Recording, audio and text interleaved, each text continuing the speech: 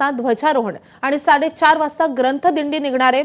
1 जानेवारी ते 4 जानेवारी असे 4 दिवस हे साहित्य संमेलन सुरू राहील। तर साताऱ्यामध्ये सारस्वतांचा मेळा आज भरतोय।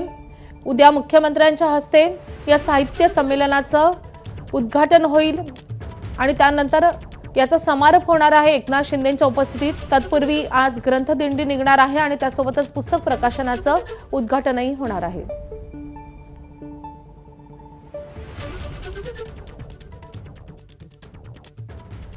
नियोजनाबद्दल विनोद कुलकर्णी तुम्हाला सांगतील, पण मला खूप आनंद वाटतो की हे साताऱ्यासारख्या छत्रपतींच्या राजधानीमध्ये हे साहित्य संमेलन होतंय आणि आता मराठी भाषा, मराठी संस्कृती आणि मराठी अस्तित्व या बाबतीत कधी नव्हे इतके अनेक प्रश्न निर्माण होऊ घातलेले आहेत। अशा एका पर्वामध्ये, अशा एका वळणावर इथे साहित्य संमेलन होतंय आणि मला खात्री आहे की महाराष्ट्रातून, महाराष्ट्राबाहेरून जास्तीत जास्त लोक इथे येतील।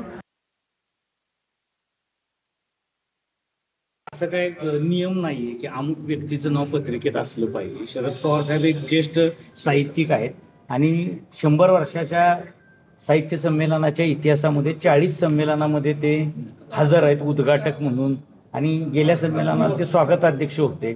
महामंडळाची अशी भूमिका आहे की राजकारण्यांचा वावर व्यासपीठावर कमी असावा, साहित्यिकांचा व्यापार जास्त असावा, वावर जास्त असावा त्यामध्ये।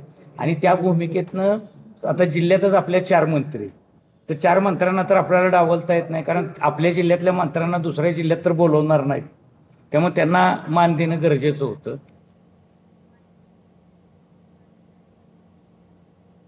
रयत शिक्षण संस्थेमधल्या सुमारे 1000 विद्यार्थ्यांना दररोज साहित्य संमेलनासाठी उपस्थित राहण्याचं फरमान सोडण्यात आलंय।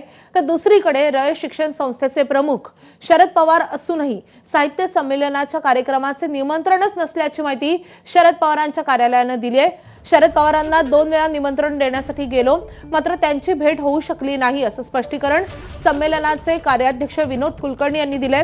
तसंच भेट झाली नसली तरी महाराष्ट्र साहित्य परिषदेचे कार्यवाहक वी.जा. पिंगळे यांनी बारामती हॉस्टेलमध्ये जाऊन सचिवांकडे निमंत्रण दिल्याचा दावाही त्यांनी केलाय।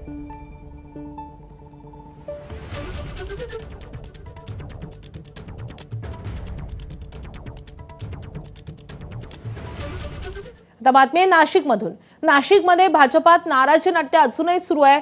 भाजपचे शहराध्यक्ष सुनील केदार यांना कार्यकर्त्यांनी घेराव घातलाय।